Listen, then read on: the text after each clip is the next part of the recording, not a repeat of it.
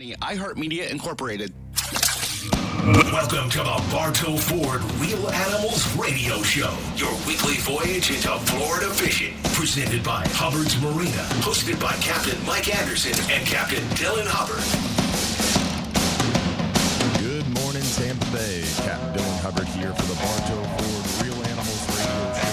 Talking fishing this morning. Myself, Captain Dylan Hubbard, with Captain Steve Papen of Fintastic Fishing Charters and Captain Bobby Woodard of Flyin Charters.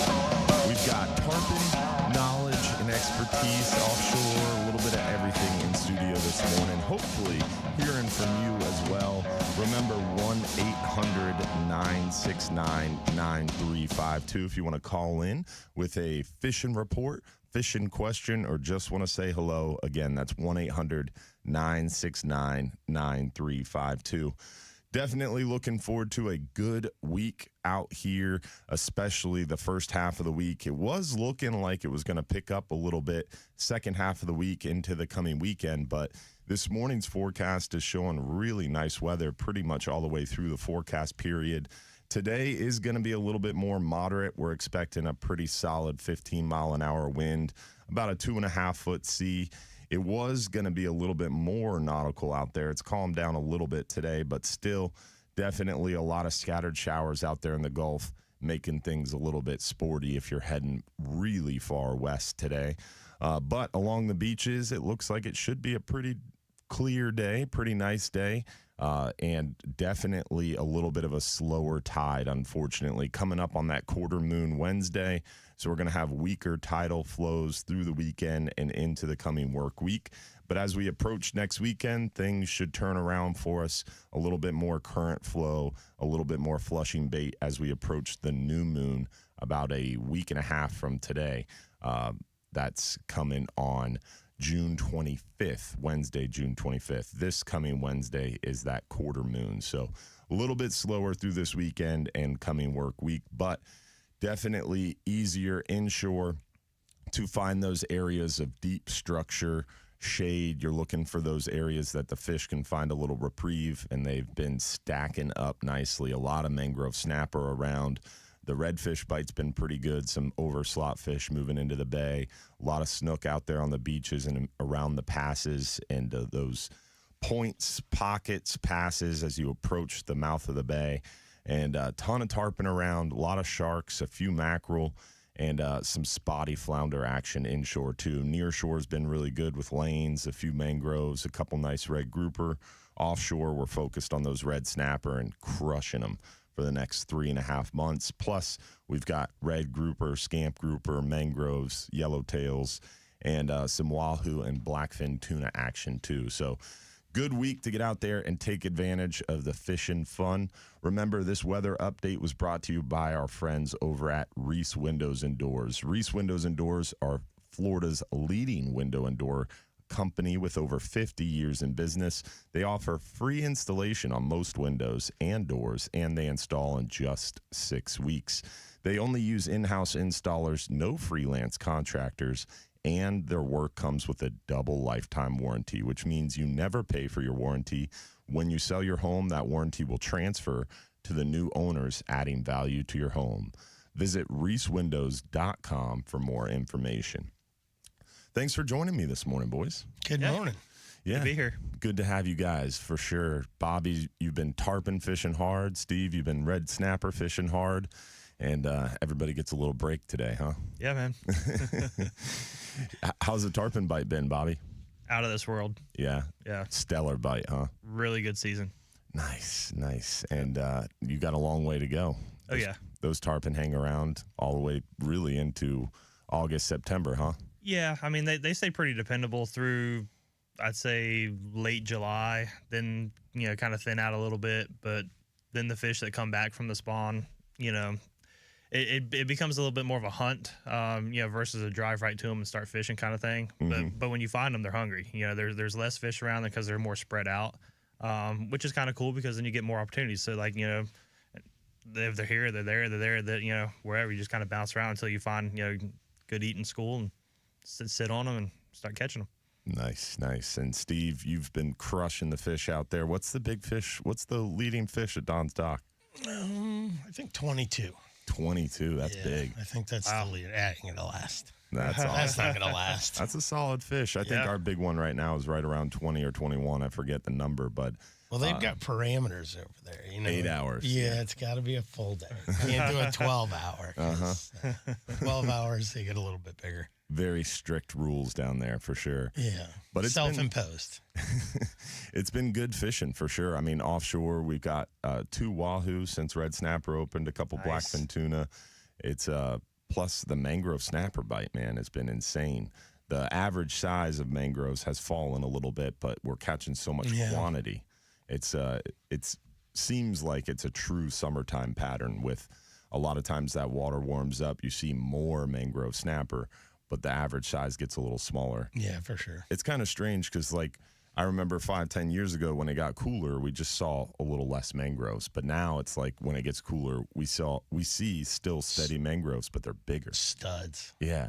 It's crazy. Like average I love size. like April and May. Mm-hmm. If I got guys that really, really like mangoes, that's time to go. Yeah. It's definitely a lot of mangroves right now, but those schoolie size fish, those 14 to 18 inch fish are seemingly everywhere once you get out there. Yeah. Shallowest you could start for red snapper, probably about 120-ish right now. On the backside of this moon, it'll start getting good again in 120. Mm-hmm. But during that moon, that tide was rough, unbelievable. Yeah. The other day I was out, my anchor, the boat was facing like 320. Mm-hmm. The anchor was almost straight south. Like, it was insane. Like, we had to really, really be careful. My guys up on the, port side up in the Don't bow. hook the anchor. I'm like, listen, if you get a fish, you're going to stretch out and you're going to end up losing your fish in our own anchor rope because it's running down the port side of the boat. Yeah. So we kind of had to adjust our leads and adjust how we were fishing a little bit. Because the wind was coming right out of the south. The anchor was going to the south, and I was facing northwest. And the tide was smoking so bad, I had to put everybody on the same side of the boat because if I put somebody on the starboard side, they were underneath, the boat and going out the port side, and it was just a big mess. So that tide's slowing down a little bit. I think the fish will start coming out a little bit more. Yeah. It was tough. I was talking to a lot of the other guys, and you could drive around to traditional spots that we've always had, meat lockers on and drive around and mark one fish up in the water. Yeah, they're all hiding in the rocks from that current. It was crazy. So I'm telling the guys, and everybody's, doom and gloom, and I'm like, just let everything go by. As soon as it goes by, go back to those same spots that you blanked last week and see what happens. Yeah. And it just the last couple of days, it started picking back up, and everybody was really consistent in finding, big stacks of fish. So it's coming. On a normal average day out there, average current, like what size weight are you guys dropping? It depends on the depth, but if there's not much tide, 5-6 ounces, max. That's what's funny. So I tarpon fish with 6 ounce. Yeah. Well, I mean, basically, like what we fished in this last week would be like you trying to bottom fish in the channel in Boca Grande. Yeah. Like you got a 3-knot tide or whatever. Right. It's kind of the same thing. We were using 10 ounces and still not holding bottom. Wow. Yeah. And 120 foot. Right. Yeah. It was really bad, and it was interesting because a lot of times you have that really bad current. You can move east and west and get out of it eventually. Yeah. You don't have to move very far generally, but this moon, man, even up to 200 foot, it was smoking. Yeah, and all the way back inshore too. We were grouper fishing in shallow because the grouper bite in shallow is sick. It's really, really good. Like there's big stops, there's a lot of fish. So we would go catch our snappers and then run back in there and bottom fish. And even coming all the way back into 110 foot or something, you're still using 8-ounce leads in 110 foot. A wild full moon. But now as we approach that quarter moon, like you said, hopefully that current will slow down for us a little bit. And it has brought a lot of pelagics in, though. Yeah. There's definitely We've had great water. Our water has been phenomenal for months. I mean, it's beautiful. Yeah. It's not a problem finding blue water. Everywhere, you could be in 105 foot of water, and if a wahoo swam up to the back of the boat, it would not surprise me one bit. And it's as far out as you go. Yeah. I've fished, deepest I've fished so far, 220. And the water's perfect out there too. There's flyers everywhere. There's grass everywhere. Yeah, the other day, the Florida came back in from a 39-hour, and there was probably about a half dozen flying fish on the bow. Oh, yeah. That hit the bow and landed on deck on the ride home. I was like, yeah, grab these things. Let's put them in the freezer. Yeah. Some good bait. Well, we will be right back. Remember, 1-800-969-9352 if you want to join the conversation. We got Donald from Lutz on the other side, and hopefully we'll hear from you as well. Real Animals Radio. We'll be right back.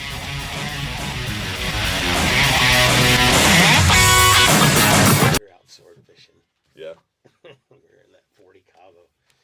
We were out sword fishing in the middle of the night. It was kind of a little bumpy. It wasn't horrible, but we had a real fast drift going. And I was standing in the back deck, and I think Brandon Fraley was shooting a video. Why is it silent? Should we go back on?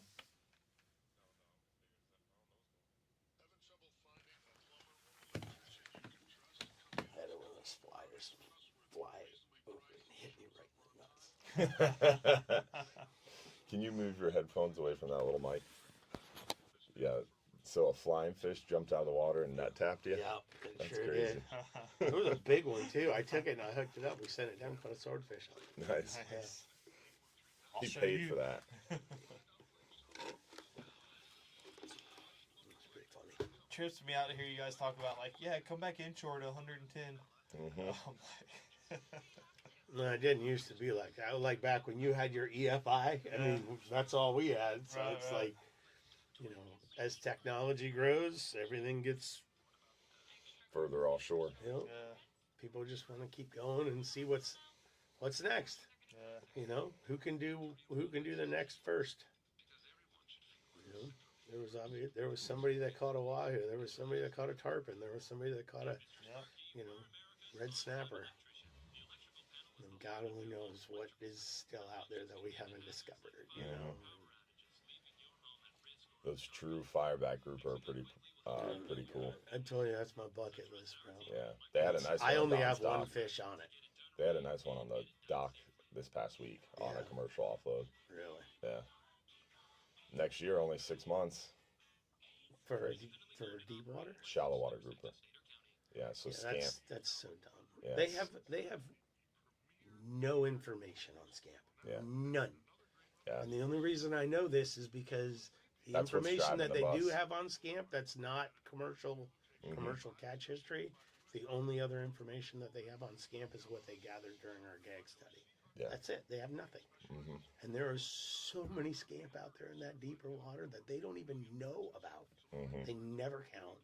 Mm-hmm. Commercial guys ain't fishing for them. They're not long lining out there because they can't. Mm-hmm.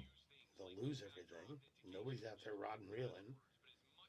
Those fish just sit out there and nobody counts them ever. It's crap. It's crap. Yeah. Scamp is what's driving the bus on that reduction too. It's a 57% reduction in That's what I'm 2026. saying. Like they're making this huge reduction on. Nobody catches scamp. Because they're worried about recruits, and that was my thing too. Is all the recruits for scamp? The reason you're not capturing them is because they're all offshore in deep water. You talk about that a lot Well, with shallow water. It is or the true, but deep waters the where you get main small reason scamp. that and Eddie sent me that table that they use and stuff. Mm-hmm. The reason that that the commercial catch for scamp has gone down. What kind of bottom does scamp traditionally hang on? Yeah. In the deep water, they hang in the same spots that Mhm. gags do. Yeah. Gags are shut. Nobody can catch them. No, the commercial guys aren't allowed to keep them. Mm-hmm. Why would they go fish those spots that traditionally have a bunch of gags on them? They're not. They're Mhm. no money. They can't keep them. So they just completely avoid those spots. Yeah. Those same spots are the ones with all the scamp on them. So they're not catching the scamp because the gags are shut. Open the gags back. sense. Open the gags back up and let these guys go gag fish it again and see what happens at scamp number. Goes straight up. That's just what happens. That's where they are. That's where they live. They're not out with the red grouper. And Eddie's like, well, what about all these recreational guys? There's no bycatch. Now your captains, Blackadder today, Dylan Hubbard. We're back, Bartow Ford, Real Animals Radio. Captain Dylan Hubbard in studio this morning with Captain Steve Papen of Fintastic Fishing Charters and Captain Bobby Woodard of Flyin High Charters. High Charters, sorry. And we've got Donald from Lutz on the line. Hopefully we'll hear from you as well. Remember, 1-800-969-9352 to join the conversation. What's going on, Donald? How are you, buddy? Hey, good morning, Captains. Hope all is well with everyone. Yeah, we're doing well, buddy. I'm Another day in paradise. How about That's you? right. I'm on my way to Oldsmore Boat Ramp with the kayak. Going to do some kayak fishing. My friend Matt, he's in front of me with his truck, and it's going to be a lot of fun today. You know, you never know. Maybe run into a tagged fish. Who knows? What happens? Upper Tampa Bay, it's definitely, I've been hearing from Mike that a lot of those overslot reds are moving into the bay, but I think they're still pretty far south in the bay. I don't know if they made it all the way up north yet, but never know. Could be that lucky tagged redfish day for you, buddy. I got my never fingers know. crossed. I appreciate it. I'll take you guys out fishing. In your new boat, if you catch that tagged redfish, for sure. Oh, my God, that would be something. But last Saturday was the annual Children's Fishing Clinic there down at Picnic Island. Yeah, man. And what a blast that was. Sergio asked me to bring my kayak. So I had my kayak all set up with my GPS, with my, everything, showing these kids. And I had probably about like 20-something life jackets that I'd gotten and gave those all out. Had, Nice. I don't know, about 50 bags of bait, gave those out. So I gave every kid a raffle ticket. And so I was able to, I had like 9 kids per station. So a little more than half, I, pulled 5 raffle tickets. So that was pretty cool. Well, I'm glad it went well. It's always a good event, and it's always awesome to do stuff for the kids, get the next generation hooked on fishing. Absolutely, and so looking forward to getting my grandson Henry. I'm flying to Texas to get him July 3rd. He'll be here July 7th. I've got fishing trips already planned for him. He's in the Real Animals Junior Pro staff and star, so it's going to be a blast. Going to be a fishy summer for him. Yep. That's awesome. Going camping at Fort DeSoto. I got a water spot, so me and him bring him fishing rods, fish right from our campsite. It's good fishing over there at the campground. Yeah, I stayed there one time, and we caught trout, redfish, sharks. It was a lot of fun, just right from the seawall. Yep. It's awesome. Yeah, it is a lot of fun. So looking forward to that. I got him for 3 weeks, so it's going to be a great time. Awesome, buddy. Hey, Donald, what's on the grill today? Well, okay, so it's not today. It's just me and my buddy. It's just this. So next Saturday, Nick's Park in Port Richey, I'll be doing cheeseburgers and hot dogs starting at 1 o'clock at Nick's Park. They're up in. So that's going to be a lot of fun. Awesome, man. Well, good luck. Hopefully you have a great day today and an even better weekend next weekend with your kayak group get-together. We'll talk to you soon, Donald. Yeah, absolutely. Hey, you guys take care. Stay safe and tie lines, everyone. I appreciate you. See you, buddy. Catch him up. Definitely a good guy right there, Donald. Fishy cat, as Captain Mike would say. Getting out there in the kayak. Star is on, and the hunt is on for those tagged redfish. Yeah, man. That's pretty interesting. What's the prize for that? What is that? If you get a tagged redfish, there's a boat. You basically get to choose your boat. I believe there's 3 different boats. There's a Contender, a Carolina Skiff. I know there's a like a fishing Sea-Doo, and then a skiff, I believe, as well. So Is that what it is this year? I believe so. That's off the top of my head. How many redfish did they tag? They tag a lot of redfish. I know Charlotte County and Citrus County have extra tagged redfish, but throughout the entire state, they release tagged fish. So you catch one of these tagged fish and you're going to get a boat. Yep. That is pretty cool. Yeah, and every year a lot of tagged redfish get caught, but a majority of them are caught by anglers not in the Star Tournament. Oh, gotcha. Yeah. And if you're not in the tournament, you're not a registered angler. You don't get the boat. It's like scratching off an expired lottery ticket. Yeah. I believe it's happened at least twice, maybe 3 times already this year where tagged redfish were caught by unregistered anglers. Some regret there, I bet. Yeah. Yeah. What do they call it? Tagrets. When I saw him post that the first time, I was like, oh, yeah, you're going to lose sleep over that one. That makes sense. Uh-huh. That'd be the tough one. But there's an offshore division to it. There's a trash division. There's a lot of different ways that you can get into some pretty good prizes. Plus, they give away youth scholarships. There's a lot of good stuff you can win in the Star Tournament. So definitely a good time. And it runs all the way through Labor Day, from Memorial Day to Labor Day. So Florida's longest tournament where you get the most amount of fishing opportunity. And check it out, flastar.com, I believe. But I'm sure we'll hear from the Hall of Famer later in the show. She'll set up straight. The one and only. Yes, sir. Well, Real Animals Radio will be right back on the other side. Don't forget 1-800-969-9352 if you want to join the show. Real Animals Radio will be right back.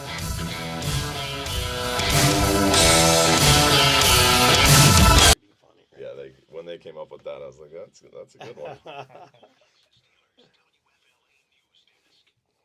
But yeah, going back to that scam stuff, dude, they had no data. They really messed that one up. Yeah. I feel scamp isn't a bycatch. The And problem, most people don't catch scamp. The The other- vast majority, your boat's out there all the time. Even on the 39 hour, you don't see a lot of scamp come back on that boat. a dozen maybe at most. But the problem is, because it's such a low target species and it's not necessarily a high value target, the stock assessments are really far apart. So that's the frustrating part, is they had the stock assessment. It's considered best available science. So now that'll be the stock assessment they use to manage the species for 4 years, 5 years. It's unacceptable. Yeah. It really is. Yeah. You can't just say this is the best. I'm doing my best. Like, take your participation trip and go somewhere else. Like, that's not what this is about. You're managed this is people's livelihoods. Yeah. It's frustrating. Because there's a lot of scam. If you that whole 350 to 500 foot depth, that's where all the scamp live. Period. The end. And no one can argue it or deny it.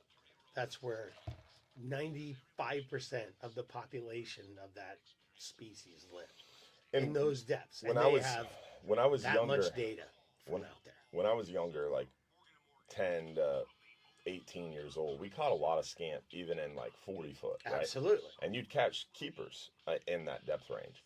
And same with red grouper. I mean, we used to drift on a 10 hour when I was 15 to 20 years old and catch 30, 40 keeper red grouper in 40, 50, 60 foot. And nowadays, that depth zone is just so targeted. Those species just have moved out. A lot of pressure has pushed those fish out. Yeah. And they see the same thing with red snapper. But even though you caught some scamp there back then, the vast majority of that species lives Was offshore. And back then, no one was That's fishing out there. That's like back in the 60s, I'm sure they caught red snapper In the bay. in 60 foot of water. Mm-hmm. But the vast majority of that species lives offshore. Just because they pushed in there a little bit, back in the day, doesn't mean that that's their depth. Their habitat is offshore. I don't know. I think they really blew it on scamp, especially on the recreational side, because you could probably stop 30 boats rolling into Johns Pass on an average beautiful Saturday during red snapper season, and maybe 2 of them would have scamp, possibly. And if they do, it's 1 or 2. There's just not you have to physically go target them. It's like catching gags. Like, you have to go to a rock or a spot. Right. Very rarely do you just like go fish a pothole or a piece of flat bottom where you're going to catch red snapper or red grouper, and then all of a sudden just catch a bunch of gags? Right. And it doesn't happen that way. That's not their bottom. That's not their habitat. And scamper exactly the same way. Makes sense. They don't live. They live on the ledges. They live on the nasty stuff right where the gags live. And if you're not fishing for the gags, then you're not catching the scamp either. Yeah, makes sense. Yep.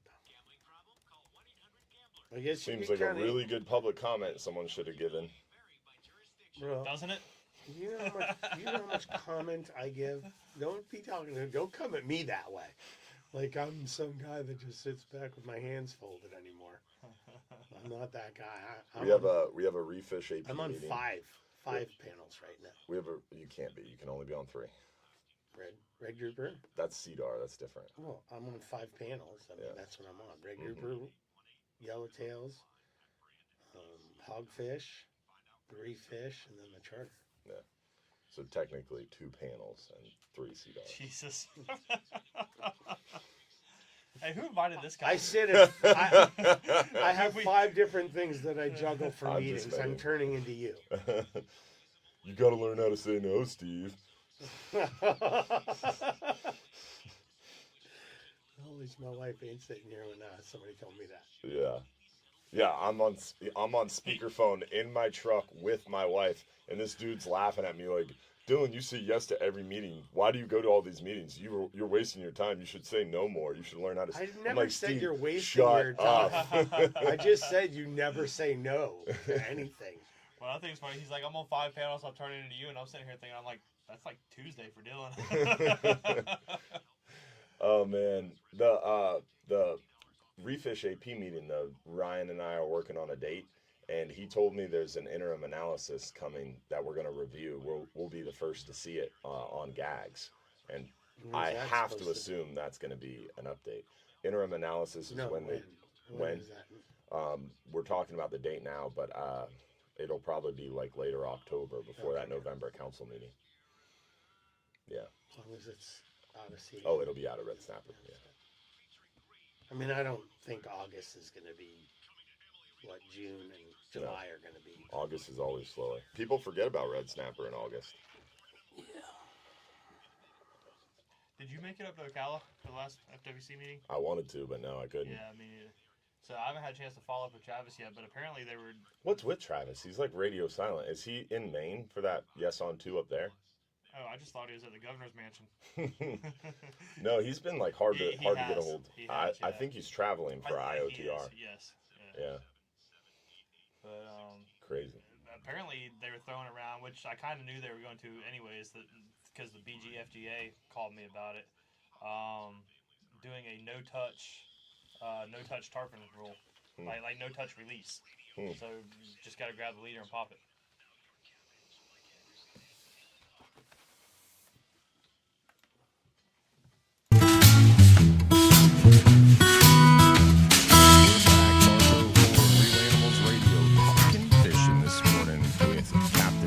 Woodard of Flyin Charters, Capt Steve Papen of Fintastic Fishing Charters, and myself, Captain Dylan Hubbard of Hubbard's Marina.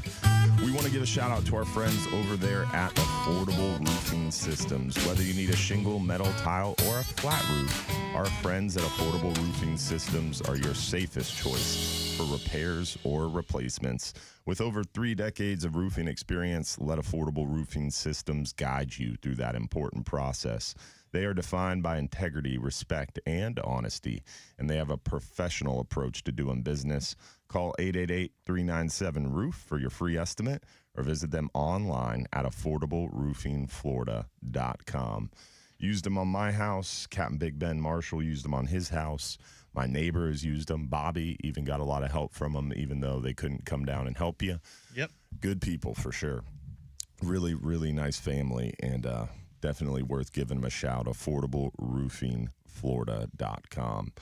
So we were talking there on break a little bit about the scamp grouper deal. Remember, next year we are going to see a different, first time ever in my recollection, that we'll have a season on scamp grouper in 2026. It's going to be July 1st through the end of the year for scamp grouper, yellowmouth grouper, which not a lot of people catch, yellowfin grouper, which even less people catch. That's the fireback. And then the true black grouper as well. And then in 2027 and beyond, the council right now is working on a plan amendment that's going to even further reduce that season. So potentially right now for 2026, this interim document is going to have about a 57% reduction for scamp and those other shallow water grouper I just listed.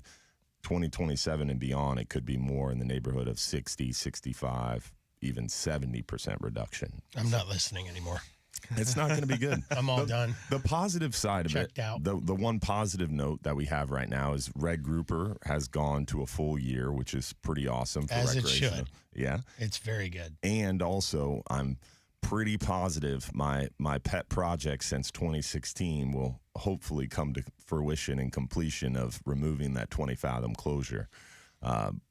Feel pretty confident about that, so that'll be nice to see. But that won't be until probably mid-year 2026. So we'll have one more of those deep water closures for recreational fishermen next year. But hoping and praying that'll be our last one, which is positive news. I'm pretty excited about that, at least. Yeah. I mean, Steve doesn't care. but no, I am totally for it. I think it is antiquated and old and should have never been put in place in the first place. I totally with you on that. But if it's going to cost us fishing days, It won't. Then That's the thing is everybody's worried about that, but there's no data they can use to project it. So they have to just take it away and see how the numbers fall. if that's the case, I'm behind it. Yeah. I like it. I And love it. as you and I both know, those months we still catch the red grouper.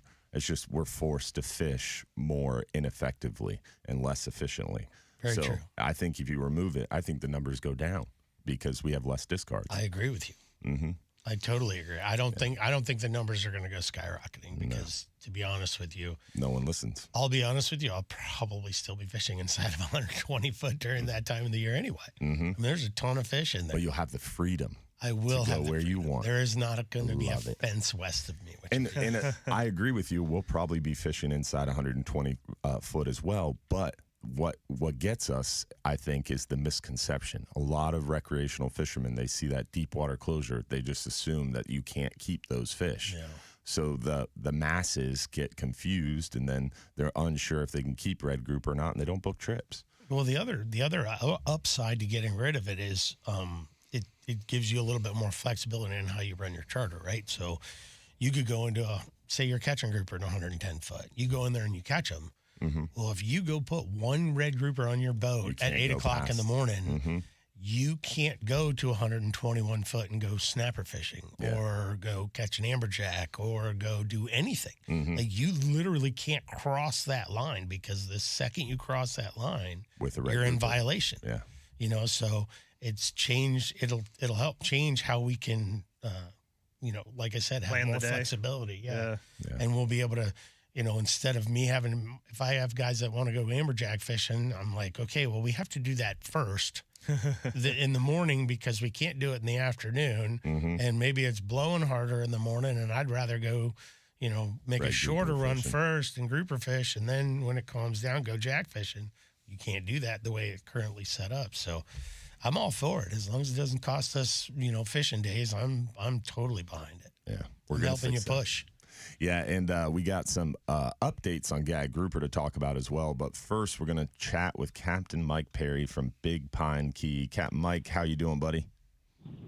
Hey, it's the deep water trio today. Yeah. What's going on, fellas? Yeah, Bob- but my Bobby- my deep Bobby water did. is like 100 yards from shore though. It just happens to be a deep cut. Okay. That's 90 foot. All right, I mean, you're mister. still deep water. Yeah, All right, you're a deep water inshore all right, guy, mister, Bobby. I don't spend a lot of money on gas sitting there. Mm-hmm. That's true. No, we're catching them up. We're having. It is definitely like Mike said. It's the year of the mangrove snapper. We are catching decent numbers of several 5 to 7 pound mangrove snappers here in my part of the Keys, and Nice. a lot of yellowtail. The mutton bite's kind of off right now, but we're still getting them. The pelagic bite is crazy. The mahi, it's that time of year. Everybody wants to get their mahi, and get them and get done with it. Because once you get in them, you do the do-si-do, and you can pretty much count how many you want to put in the box. So awesome. Yeah, no, on the mutton front, we were catching a lot of muttons when the water was cool, and it seems like now that the water is warmed up, they've pretty much disappeared. And it's weird that we are now able to like see trends and consistently catch mutton snapper in our area. That's pretty wild. It was crazy how many muttons we were bringing in this past fall and winter. Yeah, I had your 14 boats were having a lot of mutton. Steve just said he had 14, and that's fishing with 6 people. Yeah, that's crazy. There was a bunch. There was a bunch of. It was on one of my private boats, but I think the biggest one we had that day was like 13 or 14 pounds. Yeah, that was a nice fish. Stud. Yeah, I've never been on a mutton bite like that ever. That's happened once in 30 years. I was talking to Andrew on one of the commercial boats at Don's Dock, and he said he was having, I think it was 1,500 pounds of mutton on a trip. He was fishing north of the 28 line.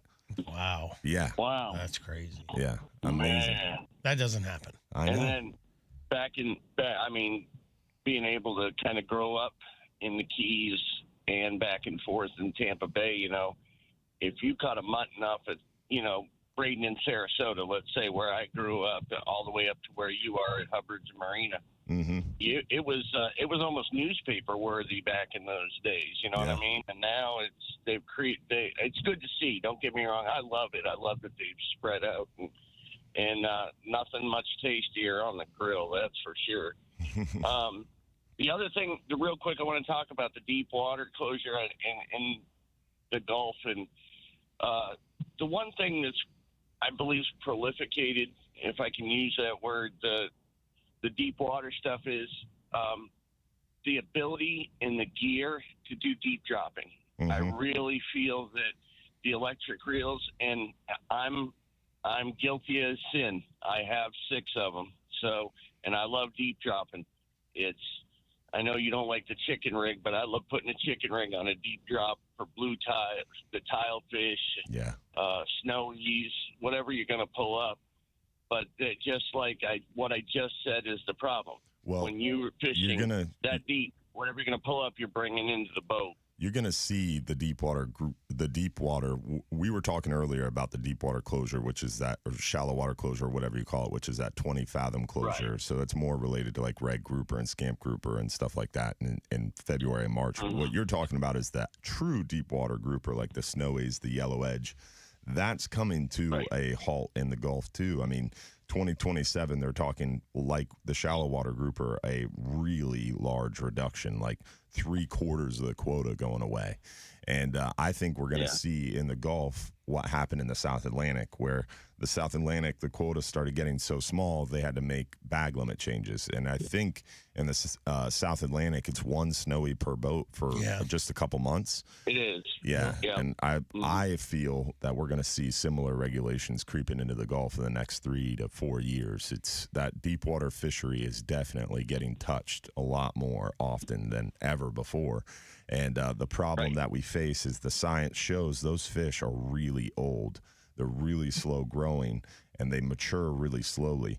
A keeper gag might be 3, 4, 5 years old, whereas a keeper snowy, you're talking about like a 15 to 20-year-old fish. A big one that you take a photo with. I was going to say 12 to 13, but I didn't realize 15. They're old. And when you take a photo of a big one, that's like a 50, 60-year-old fish.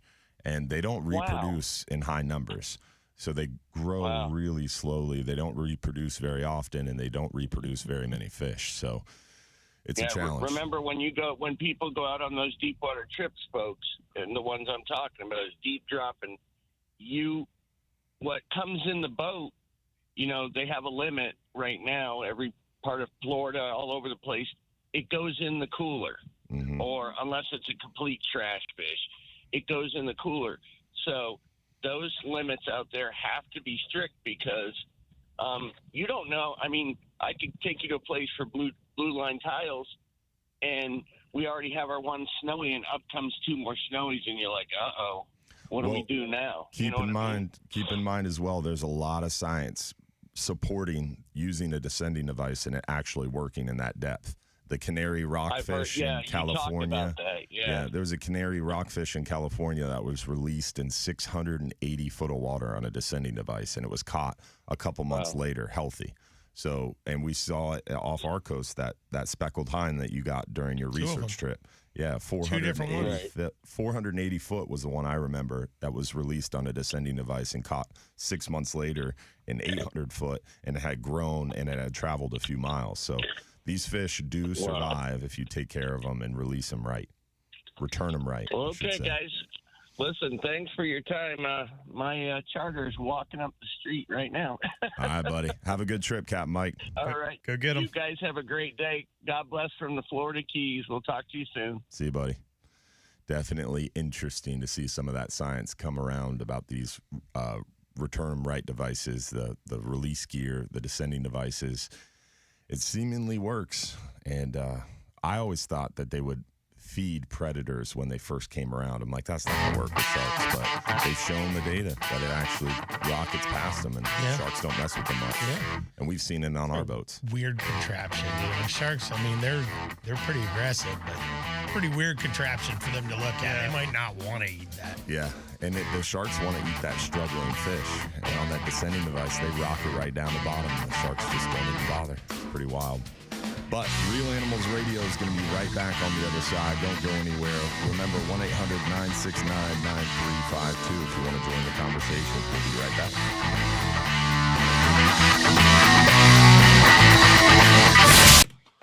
I know it's not technically a descending device. It's just a venting tool. But, man, Josh is killing it with that stuff, dude. Yeah, it's awesome. They're doing really well. And their jigs, I think they're on, like, their third order of the jigs. That's awesome. Yeah, they look great. I told him I'm going to catch tarpon on the pinfish one. That would be cool. That'd be some good advertising. Yeah. What venting tools do you guys use? We use... You use a big needle? My son's texting me. We use the ones that his buddy Josh makes, Angler Co. That's the ones we have in our office. Those are the nice venting tools. One? It's retractable. It's really nice. But those are the big needles. Those are the big needles. We About work with big, them. got a little pocket clip. Yeah, they're just thick. They're big around. And Angler Co. Is local, so we work with them to develop and make sure it's a bigger needle so it doesn't get clogged up. But we also have the cheap EuroPro ones that fold out, and then we also just which is use another stringers. big needle. Mm-hmm. But EuroPro is a smaller needle than the Angler Co. So the ones that we use, they were the ones that came from Sea Grant. Yeah, those are nice. It's a 16 Spring gauge loaded. No, this is a 16 gauge hypodermic needle. Oh, the that's head of it. That's it. That's all it is. Just that little teeny, just the head of it. I just feel like the smaller the hole you can make, the better it's going to be for the fish. You know what I mean? But a lot of times those smaller holes, what happens is the needle can get clogged up if you're not careful. It does. You And just then throw some 40-pound through it. But then if the needle gets clogged up, then the fish is on the surface more. So in the science and the data, the amount of surface time is the biggest contributing factor to discard mortality.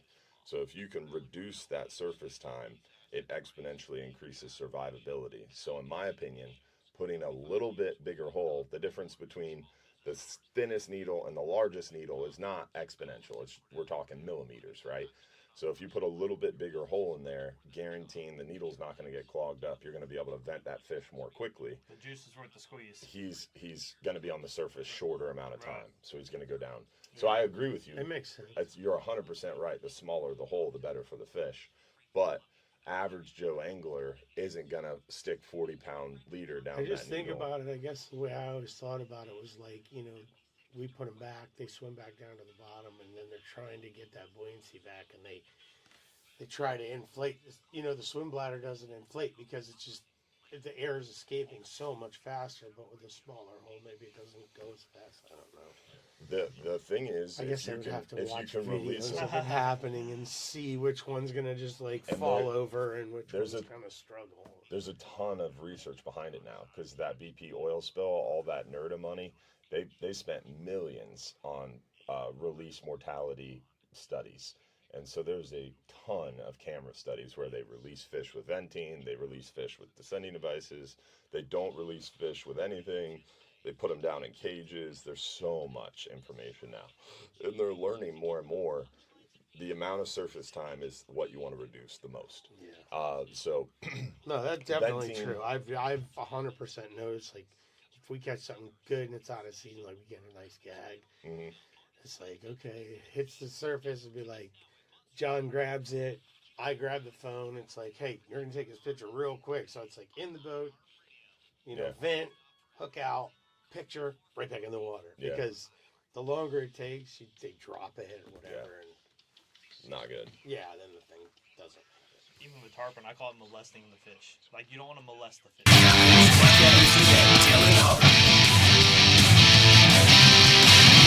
Bartow Ford, Real Animals Radio. Captain Steve Papen of Fintastic Fishing Charters, Captain Bobby Woodard of Flyin High Charters, and myself, Captain Hubbard from Hubbard Marina. I want to give a shout out to our friends over at Relentless Perpetual Edge Knives, the world's first self-sharpening knife that sharpens as it cuts. Ultra-hard carbide, never rust titanium blade with a true grit glass reinforced ABS handle on a knife that is perfectly balanced, and it comes in 5 great models to choose from. Take the work out of filleting a pile of fish today and get a Relentless knife, or go to relentlessknivesusa.com and find out for yourself why this is the knife all the pros are talking about. Speaking of pros, we've got Alan from St. Pete on the line. How are you doing, Alan? I'm doing good, man. I don't know about a pro, but yeah, I dabble. I dabble. How are things going over there on the inside of the bay? How's the bite? Well, the bite has been it's up and down. It's the water's getting a little cooler with this rain, which is nice. Yeah. I went from the upper bay around Safety Harbor was 92.3 last week. Whoa. Dropped down to 86 this week. Yeah. Water cleared up a little bit. The perfect baits that I was getting 2 weeks ago are now 6-inch pork chops, and but we threw them anyway last week, and not catching big numbers of fish, but really quality fish. Awesome. Nice upper slot, out of slot snook, and some nice upper slot redfish. My wife threw a 6-inch chub up around a 6-inch greenie up around a pier pylon the other day, and wound up catching a 29-inch redfish that was just fat. I mean, that thing had to be loaded with eggs. Whoa. And that's just a stud. fat fish. Yeah, it was a stud. So it was quite a battle for her to get it out of underneath that pier. So it was a good time. And then switched gears a little bit, and like I told you, I've been concentrating on the intel that I got from Lisa about where these redfish were released, and so I've been concentrating on those areas. Nice. So switch gears and fish the mouth of the Anklote this week, and almost too much water, a little too just way back in the trees. But coaxed out a snook and a redfish for my son, and went and caught some nice keeper snapper underneath the Memorial Bridge on the way home, and then got stayed a little too long and got a nice freshwater rinse on the boat. And, you'll have that this time of year. Yeah, it's you just got to know when to go. Yeah. And I heard the first rumble, and I said, "We're out of here." And I made it with 50 yards from the boat ramp. The skies opened up, so I had to load the boat in the rain. But it was a good day, a good week. That's awesome. Yeah, fishing's good. Well, that's great to hear, buddy. I'm glad you're on top of them, and wish you luck finding that tagged redfish, my friend. Hey, we're trying. I mean, I think the key is to not be in the star tournament. Yeah, for real.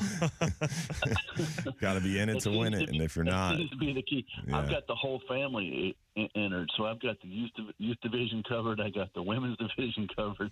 I mean, I'm just trying everything I can. But someone's going to catch one. It's got to happen. Yep. Take the easy route and just go pick up trash. The trash division is a solid where one. the money is. Now, the key is though this year is you can enter just about anything, even a catfish. So I mean, 2 years ago, my wife won a nice Ingle cooler on a 11-inch trout picture that I submitted. So There you go. You don't have to get a starred fish to win. There's money to be made. There it is. Well, we appreciate you, Alan. Thanks for the call in, and good luck out there. I appreciate it, brother. See you, man. Always a pleasure to hear from Alan, and you as well. Remember, 1-800-969-9352. If you have a fishing question, fishing report, or just want to say hello, give us a shout. We mentioned it earlier, gag grouper-wise. Hopefully we have some good news on the horizon. We did get some good news at the recent council meeting that we were expecting 6 to 10 days. Now we're expecting 14 to 20 days.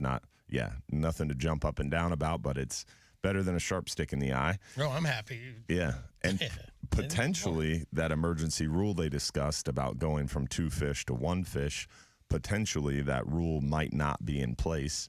So there's also a chance that we might have 14 to 20 days with still keeping that 2-day bag or 2 fish bag limit. So that's potentially some good news as well.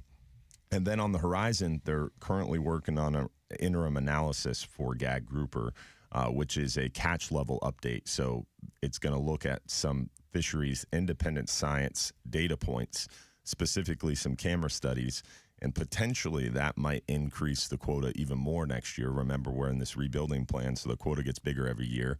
But this interim analysis could update that quota even more. And then next year, we have the stock assessment coming on gag grouper, which is supposed to be done by the end of the year next year. And I have to think that stock assessment's going to help us get up a lot. Got to. We're all seeing more gags. Fingers, toes, saying a prayer, doing it all. Hopefully we'll hear from you on the other side. Remember, 1-800-969-9352. Got a lot of show left. Don't go anywhere. Real Animals Radio. We'll be right back.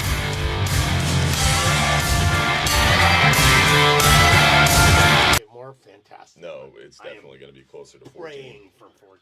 Yeah. Because I've got like I think there's a reason 17 or 18 FWC's booked already. I think there's a reason FWC's private recreational angler season went September 1st through September 14th.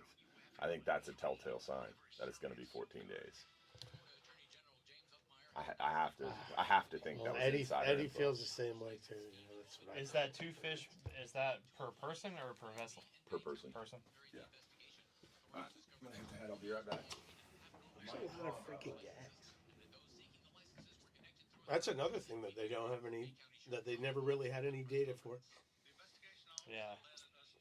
Like I was talking to Ed one time and had a bunch of big male gags, you know, a bunch of rusties. And it's like, how deep? And I was like, 480 foot. And he's like, no, seriously, how deep? And I'm like, 480. He's like, there's no gags out there. And I'm like, yes, there is. And then so he starts talking to the FWC girls.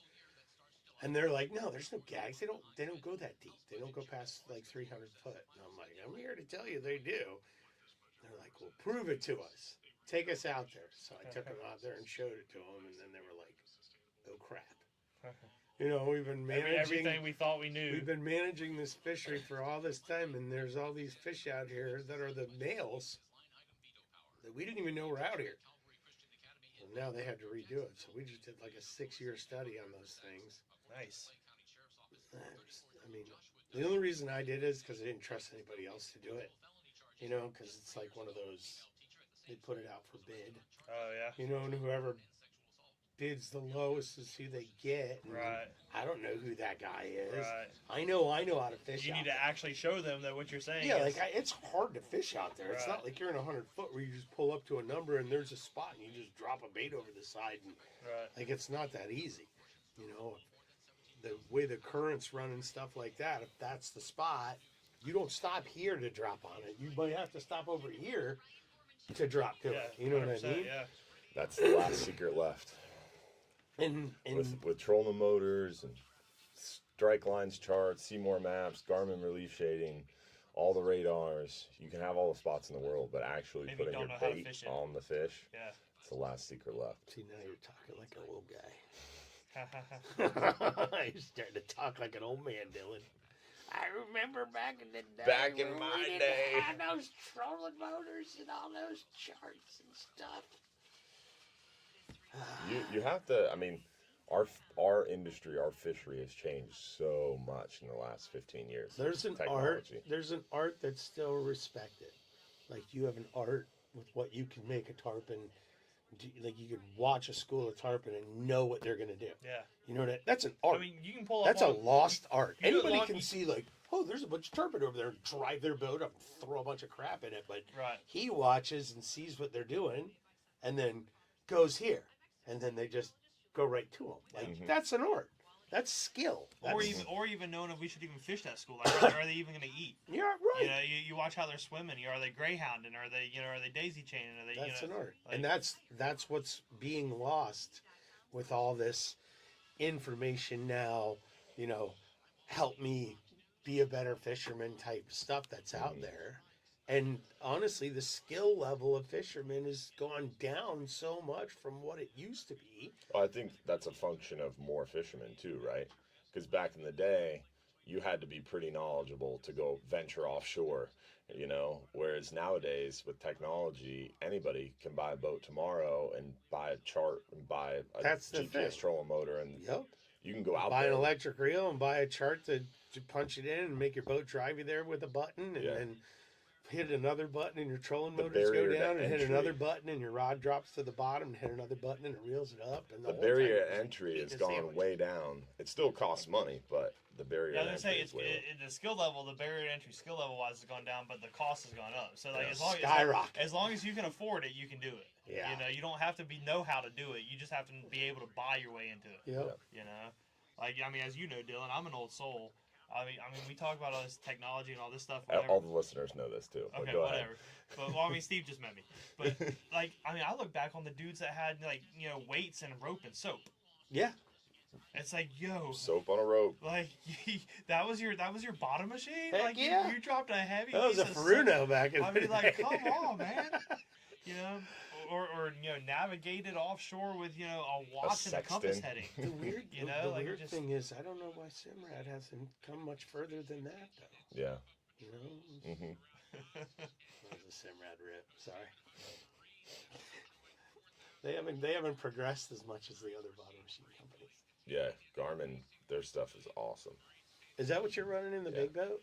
Are you running Garmin's now? Yeah. Really? Yeah, the Florida still doesn't have the Garmin screen, but every other boat does. But we're putting the Garmin screen on the Florida in the next couple weeks. You at least getting them 20-inch screens? Yeah. No. Come We're on, Dylan. We're going to do 2 16s.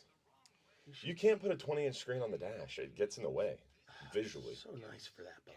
It's a big boat. I'm not But talking you have about the 2 little boats. 16s, it's more than 20.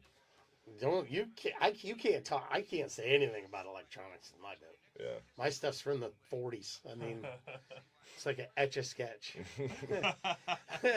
I got a Navnet. I got an old Garmin and an old Ray You Marine. still have a Navnet? Oh yeah. Wow, I haven't heard that in years. Yeah. Wow. You know, the only reason I have it is because it's got that big open array up on top of the T-top for my radar, hmm and that thing strokes so good. I just cannot get rid of it. Like I could be 40 miles offshore and fire that thing up and see every channel marker going into the bay, the Wow. bridge, the entire beach from 40 miles. Yeah. Like Wow. that thing strokes. That's As great. soon as that thing dies, I'll replace the Navnet. Yeah. But the bad thing is, it's like the stuff dude, it's astronomically expensive. Yeah. hmm You know, you buy a machine of 16, is it $5,000? Yeah. 5,000 for the machine, then you get the dome for another $2,000, then you get the transducer, It you was get about the black box it was stuff for about the 16 XM. grand. Yeah. It's like, dang, dude! Before you know it, you spent $12,000 and you get Oh, easy. you get one single machine. Yeah, Yeah, it for was what you about guys do, 16. 12 grand. 12 grand's like $5. You know. Well, This is us. my Navnet cost me $300 on Facebook Marketplace. Welcome to the Bartow Ford Real Animals Radio Show, your weekly voyage into Florida fishing. Presented by Hubbard's Marina, hosted by Captain Mike Anderson and Captain Dylan Hubbard. We're back. Bartow Ford Real Animals Radio. Talking fishing this morning. Captain Steve Papen of Fintastic Fishing Charters, Captain Bobby Woodard of Flyin High Charters, and myself, Captain Dylan Hubbard from Hubbard's Marina. Definitely exciting time with great weather coming up. A little bumpy today, but really looking good Sunday on. coming into a little bit of a slower current with that quarter moon, which is good for us offshore anglers who've been struggling with that full moon current. A little tougher for inshore guys with the slower moving water, but those passes have been thick, and definitely any place that controls and chokes that water is going to have more feeding fish with these slower moving tides. So good time to get out there, look for that deep structure, those shaded areas, anywhere those fish can find a little reprieve inshores. Gonna find more concentrations for sure. Remember, if you want to join the conversation, bring us a fishing report, fishing question, or just say hello. Remember, 1-800-969-9352 is the phone number. We've got Captain Jim Fogel with our Visit St. Pete Clearwater Safe Boating Tip of the Week. What's going on, Captain Jim? How are you, buddy? Good morning. Good morning. Good group you got in there today. Yeah, we've got a great team this morning for sure. Yeah. How about that video I sent you, buddy? Did you get to see that? No. Ah. When did you send me that? I texted you a video yesterday afternoon. Oh, man, I'm sorry. No worries, no worries. You're returning the favor. You text me a lot, and it takes me a few days to respond, so I get it. So I cannot complain at all. But it was a boat running into an inlet. Oh, I saw that. Yeah, and I sent it to Steve. Oh, wait, where several people were injured? Yes. Yes, I did see that. Yeah, Crazy. That captain's gonna get. He's gonna have a rough time for a while here. And if you watch the whole video, Captain Jim, it's not only did he run into the inlet improperly on a following sea, you got to slow down and go the speed of that wave, but then also he left the helm twice. Not once, twice. I didn't see that. He was still planed off. No, I didn't either. Yeah, still planed off. He totally leaves the helm for like almost a minute, and like is just smiling and laughing, seemingly pulling in his trolling rods that had fallen out of the back of the boat. Then he walks to the helm again for a second, and then he leaves the helm a second time to go kind of check on the passenger in the back. Wow. I was like, dude, what are you doing? And the whole time, the sheriff boat was following him, because as soon as that happened and he stuffed, the sheriff boat you can see falls behind him. And so he left the helm twice. I need to find the sheriff boat right. I need to find the whole video. Send me the whole video, because I've only seen the little clip. Yeah, it was pretty wild. Yeah, that's the same thing with me. I only saw the clip, I think, online. So, yeah, I'm looking forward to that. Thank you, Dylan. Yeah. This morning I want to talk about illegal barefoot charter boats. Good topic. Gray area. Anybody can rent a boat, pretty much, relative to the rules of the rental association. But if you're renting a boat and you're taking a bunch of people out, there are groups that rent out boats that they call barefoot charters. First of all, the renter must have full control of the vessel. The renter hires the captain independently and not chosen by the owner. They can't give you a list. Oh, yes, they could give you a list. Yes, I think so. The boat must be insured for barefoot use. And, of course, the boat should have that proof on board. The vessel cannot carry more than 12 passengers. That's including the crew, the captain, and everybody. Total of 12. The owner cannot provide crew, fuel, food, or itinerary. They can tell you when you got to have the boat back, but they can't tell you where you can and can't go within certain areas. I mean, they can tell you can't go more than 25 miles offshore or something like that, but they can't give you an itinerary. So basically, if the owner chooses the captain or provides services, it is not a barefoot, and it is illegal. Yeah. So please do your homework, people, before you rent a big boat and take a whole party out there, or you take your family out there. You want to make sure that it is legal and safe. And that's why these rules are in effect, to keep you safe, not to lean on you and your fun, but to keep you safe. Amen. But I'm sure you guys are going to agree with these. Yeah, those bare boat charters are definitely an interesting phenomenon, and seemingly more and more apparent. And that's what always gets me. They say, all right, you can't, the owner or the renter can't tell you who to hire, but they provide a list of, hey, this is who we recommend. What? It's kind of, in my mind, it kind of skirts that gray area. Yeah. But it is legal for them to provide a list. It's pretty interesting. Yeah, and I can see how people coming down from the north or from, still trying to escape California would, want to rent one of our boats. But, and not have any clue about any captains here. But, they're gonna hire someone off the list that they're given. Yeah. Mm-hmm. Or they could go to one of your captains association groups, I think. Potentially. Or one of you guys. Yeah, one of you guys that's on the internet a lot, the Facebook, and give you a call and check it out. That would be what I would do if I was going somewhere. I'd want a little personal reference. Amen to that. So that's what I got. That's what I got today, guys. Y'all keep up the show with the Coast Guard Auxiliary in St. Pete. Jim Fogel, be safe out there. Thank you, Captain Jim. We appreciate you, buddy. With our Visit St. Pete Clearwater Safe Boating Tip of the Week, we've got the Hall of Famer, the legendary Captain Lisa Fitzgerald, to fill us in and set us straight on the CCA Star Tournament. What's going on? How are you, Lisa? Hey, good morning, Lisa. Well, good morning. Good morning. How are you? We are doing wonderful.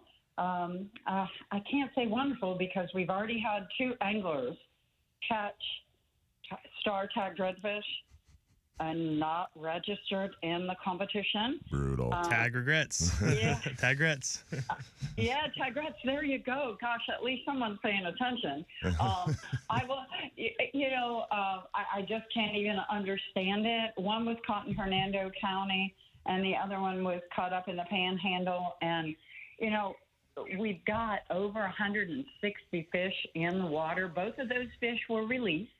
Wow. So they're still swimming around with a tag that'll win you a brand new Carolina skiff. Actually, there's 2 of them up for grabs. You have a Seabourn, a Spider boat, and a micro draft skiff, all powered by Yamaha. Nice. There's just so many great prizes out there, and I know people are fishing over the summer. Yep. Yeah, they're going out there. Red Snapper is open, and if you catch a red snapper, you can enter it in the offshore division and win yourself a brand new 250 Yamaha. Whoa. You can catch, yes, you can catch trout, you can catch snook, redfish, and they're all biting right now, and enter them in the inshore division and win a custom Ginu powered by Yamaha. Any fish you catch, any fish. Now I'm talking catfish, ladyfish, jack, anything you catch can be entered in the conservation division, and you can win a brand new power pole. There are so many ways to win. And if you don't fish, get in it anyway, pick up trash from the beach or from the water, and win yourself a trip to the Florida Keys in the Costa Kick Plastic Trash Division, presented by Papa's Pilar. And all of this supports conservation. So you pick up trash and could win a trip to the Keys? That's pretty legit. Yes. Yeah. That is awesome. You have to, it's a random drawing in all the divisions. This competition is so easy to participate in and win in. But you all know my favorite division, the youth scholarship division. Oh, yeah. We've That's pretty awarded legit. $1 million in college scholarships to kids just for going fishing. Every day that they fish and they catch any species of fish, they can enter it, even a pinfish. They can enter it in the youth scholarship division, presented by Real Tree Fishing, and the title sponsor is Guy Harvey Foundation. We give away 12 scholarships, 2 $25,000 scholarships, 10 $5,000 scholarships. That's $100,000. It's crazy. And those kids can also pick up trash and earn 30 minutes of community service hours for every 5-gallon bucket of trash that they pick up. Nice. That's awesome. Yeah. Everybody So needs those it's very community simple. service hours. Everybody needs them. Hey, even if you get in trouble with the law as an adult, we might. I mean, no, I'm kidding. That's what I was inferring. I do that. But you do. It's so easy to register. You can just go online. It's inexpensive. It's a total of $80 if you're not a CCA member, and that gives you 1 year membership in our organization. If you are a member, it's only $40 to register, and there's still until Labor Day. So that's over 60 days of fishing still. That's awesome. A lot of time left to go get it. How would someone enter again? Yes, if they want to get entered, they can go to our website, CCAFLSTAR.com. There's right when you get on the homepage, it'll say register. And you click that little button. It'll take you right to the page to set up your profile and get registered. Or you can call us over the phone. And that number is 844-387-7827. And we'll take your information right over the phone and get you registered right away. One thing I do want to remind anglers, there's been a little change in STAR. You can use your own measuring tool, any measuring board you have on your boat, but you must have the identifier. And it is green and just looks like it's a one-panel card. It looks like a brochure. It looks like a brochure. Everyone gets confused about that. Yeah. It is not a brochure. It is actually the panel card, and you just put it in. You put it in the photo and take a picture, and you are in like Flynn. There it is. Yeah, I had to explain that to someone the other day at the office. They were like, "Where's the measuring device?" I'm like, "You're holding it, man. That's the thing. You just put it on any ruler." And he was like, "Wait, how am I going to measure the fish?" Any ruler, but it was a little confusing. I mean, every boat, almost every cooler now has a measuring component on the top of it, or you've got a sticker on the side of your boat, or you've got, a check-it stick, or you've got, for kayakers, you have your fish trough. There's so many different measuring boards, and everybody has one on their boat. You just have to use it. And unfortunately, I've had to disqualify a few fish. I can't give mulligans because we can't set a precedent and break the rules, but definitely make sure that you put your fish, the only photo that does not require your fish on a measuring board is the conservation division. There it is. I would ask that division, try to keep your fish in the water, especially because if you're entering an undersized snook or an undersized trout, it's not always healthy for them to remove them from the water and put them on a measuring board. Okay. Conservation division doesn't need to be on a measuring board. Everything else does with the STAR identifier. There we go. Got it. You got. Do you need another job there, Joe? I'm good. I've been told I have to learn how to say no. He'll say yes. Just ask him. Keep asking. Ask him all fair. Well, we appreciate it, Captain Lisa. Thanks for calling in and setting us straight this morning. All right. Y'all have a great day. You as well. Later. Appreciate it for sure. Hopefully we'll hear from you on the other side. Remember, 1-800-969-9352 to join the conversation. Real Animals Radio. We'll be right back. Century of stories. Almost got me. Sure, I'm in. When do you need me there? Oh, Monday through Friday from 6 a.m. to 7 p.m.? No problem. I'll be there. Bro, you see him all the time, but like we'll have like FGA meetings, like Zoom meetings, and he's just sitting there. He's just like, "Hey guys, what's going on?" And it's like Travis and I are texting each other like, "Bro, Dylan looks shot, man."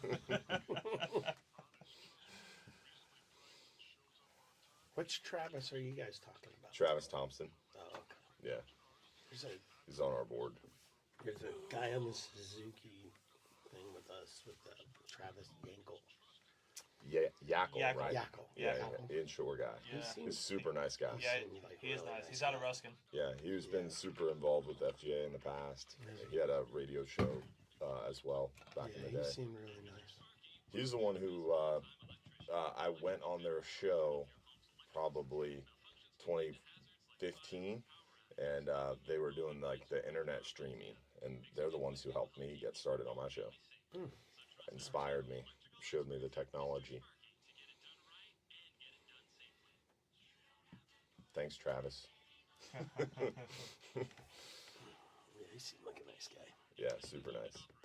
Super cool dude. I met him the first time when we moved to Key West. I had a line winding machine that I wasn't taking with me, and so I put it on Marketplace, and he came over and got it from me.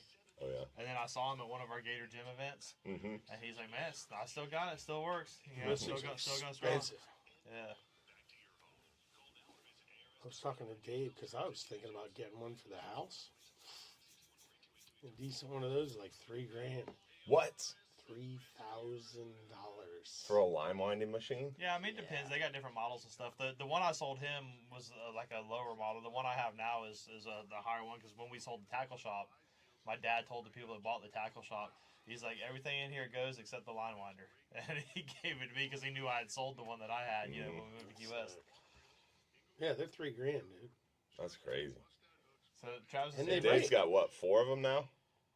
4 or 5, yeah. That's crazy. Yeah. I know but Gator think of Gyms how has much like 3 line or 4. they put.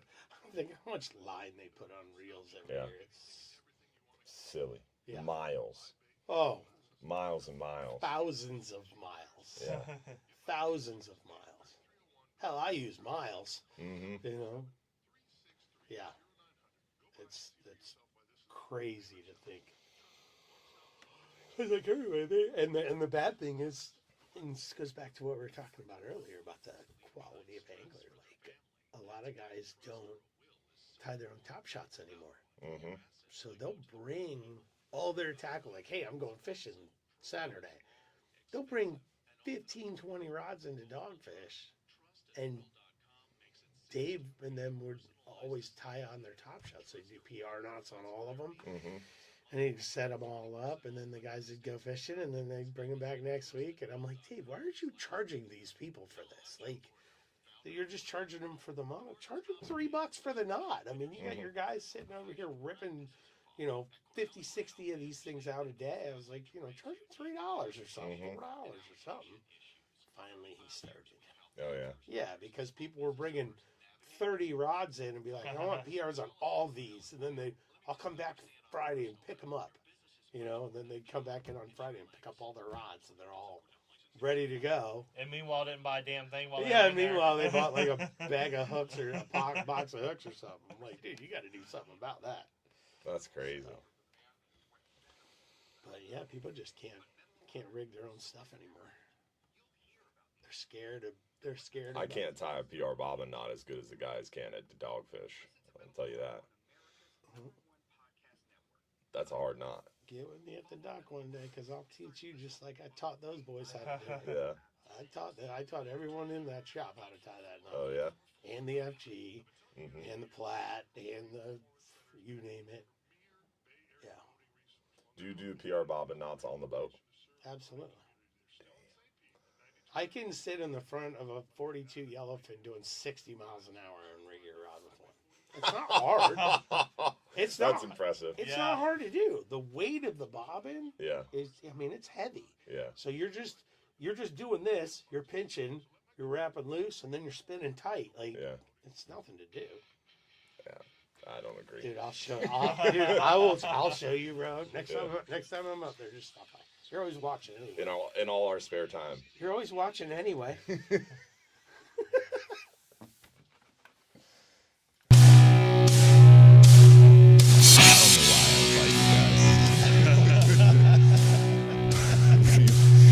Animals Radio is back. Captain Marina, Capt Steve Papen from Fantastic Fishing Charters, and Captain Bobby Woodard from Flyin Charters. Want to give a shout out to our friends over there at Affordable Roofing Systems. Whether you need a shingle, metal, tile, or flat roof, our friends at Affordable Roofing Systems are your safest choice for repairs or replacements. With over 3 decades of roofing experience, let Affordable Roofing Systems guide you through this important process. They are defined by integrity, respect, and honesty, and they have a professional approach to doing business. Call 888-397-ROOF for your free estimate, or visit them online at affordableroofingflorida.com. We had a long conversation in the last segment there with Captain Lisa, so this is going to make this segment a little shorter. So, Bobby, if you were talking to average Joe angler who's heading out to try to catch a tarpon today, what would be your go-to overview list of what you would try to instruct them on how to be successful? They were heading out of the pass, heading out of the bay, going to find some tarpon along the beach right now. Along the beach, try to get out early. Try to not get out there and immediately start fishing. Mm-hmm. Like, leave the rods rigged in the rod holder. Just get out there, shut down, and just look. Just observe. Pay attention.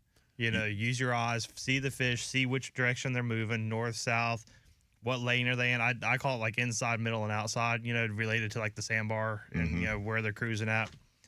Figure out and get set up in front of them. Like, the biggest thing for me for beach tarpon is have your bait in the water before the fish get to you, so they swim into your bait and it's their choice to eat. You're not, at that point, you're not trying to feed them. Mm-hmm. They're just eating, which is what they do all day, every day. Like, it's a natural presentation, and they're choosing to eat. So go out to the beach, find the lane, set up in front of the fish. Don't chase the fish. Don't chase them. They eat with their mouth, not their tail. I mean, just all the same normal stuff. Don't get out there and see them. Oh, and like that buck fever, starting casting right at them and plopping down on their head, and and that's for moving fish. If you've got daisy chaining or just kind of milling fish, they're just kind of sitting there. It's a little bit different. I mean, you can kind of approach them a little bit. You got to be a little careful. I was actually having this conversation with our buddy Dan the Fishman the other day, because he found some tarpon daisy chaining up on the flats in his kayak. And the daisy chaining fish, you got to kind of cast to the edge. It's just like a redfish school, right? Like, you don't want to plop in the middle. So you got to figure out, are they clockwise, counterclockwise, and then like cast at like your 6 o'clock or your 3 o'clock or your 9 o'clock, so that as they're making that turn, they'll see it and they break out of the chain to eat. There you go. That's the biggest thing. Some good tips there if you're heading out tarpon fishing. Definitely an exciting time. A lot of fish around right now. Real Animals Radio will be right back on the other side. Don't go anywhere.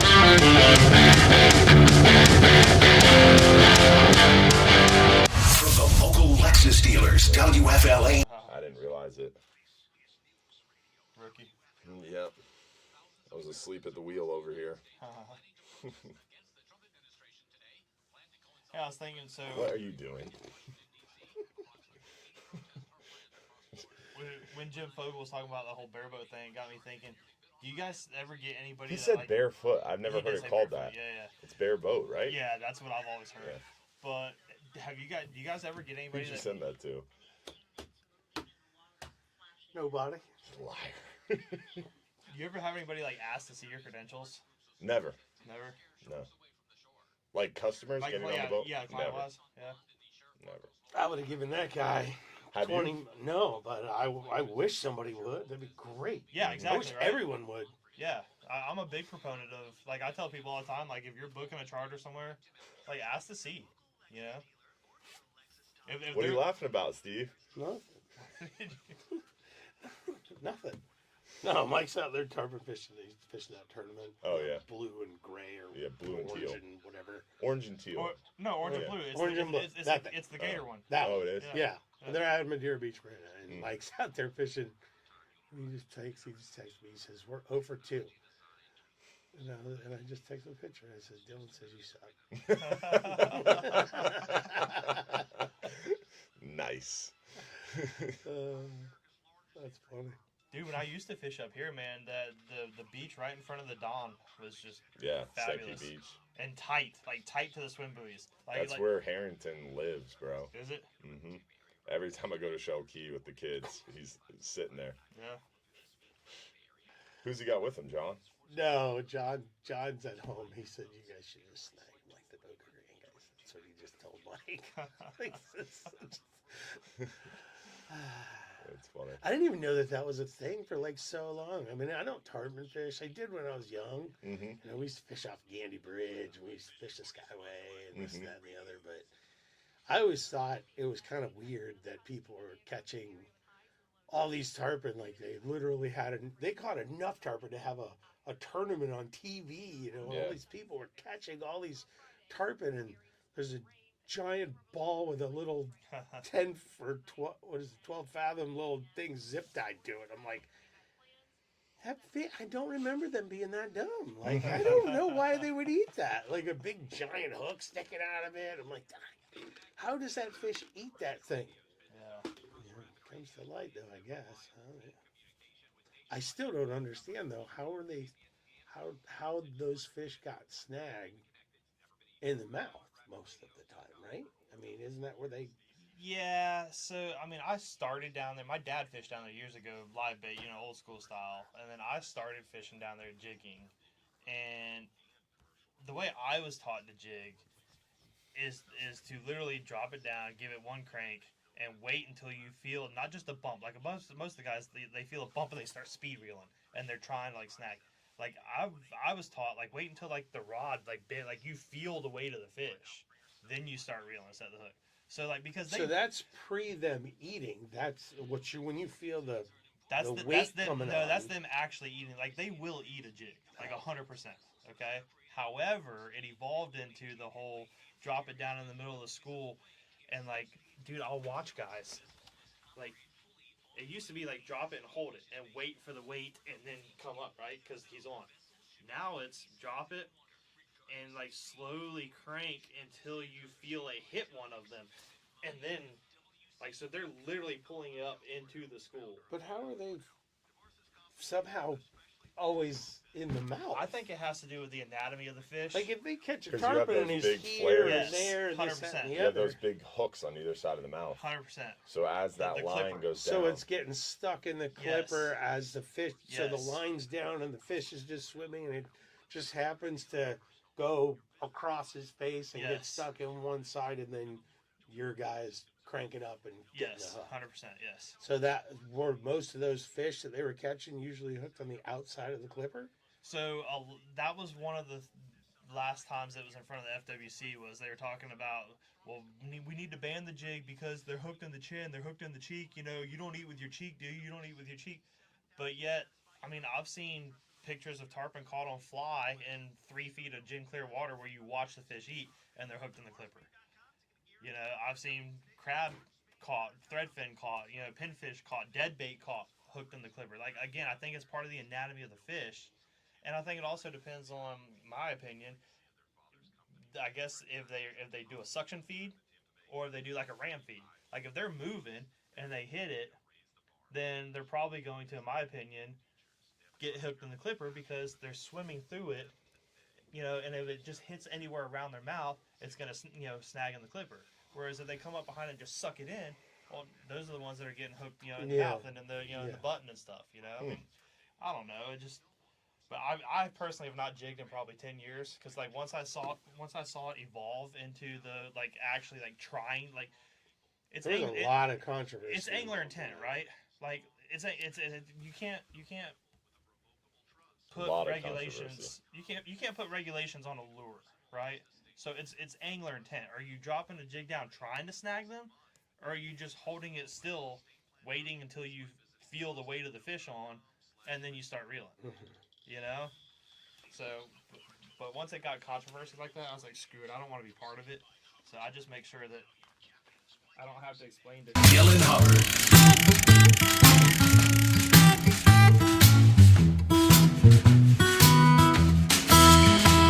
We're back, Bartow Ford, Real Animals Radio, talking fishing this morning with Captain Bobby Woodard of Flyin High Charters, Captain Steve Papen of Fintastic Fishing Charters, and myself, Captain Dylan Hubbard from Hubbard's Marina. Want to give a shout out to our friends over there at Relentless Perpetual Edge Knives, the world's first self-sharpening knife that sharpens as it cuts. Ultra hard carbide, never rust titanium blade with a true grit glass reinforced ABS handle on a knife that is perfectly balanced and comes in 5 great models to choose from. Take the work out of filleting a pile of fish today and get a Relentless knife. Go to relentlessknivesusa.com and find out for yourself why this is a knife all the pros are talking about. Definitely a great knife, and it does truly never rust. It's wild, man. crazy. That one you gave me still has not rusted yet. Isn't that crazy? Not a bit. That's nuts. It's truly And amazing. it lives on the boat. Yeah, it's a great knife, and definitely feels good in the hand. Really well balanced and never slips because that handle has that true grit glass. Yeah. It's like soft sandpaper. Yeah, it feels good. It's gritty. Yeah, it feels great. Yeah, It well ain't balanced. moving. No, not at all. So we definitely are excited with so much going on with the tarpon, with the offshore scene. Some good weather this week. It's little scattered showers out there in the Gulf, but not too crazy today. I think it's a little nicer than they forecasted.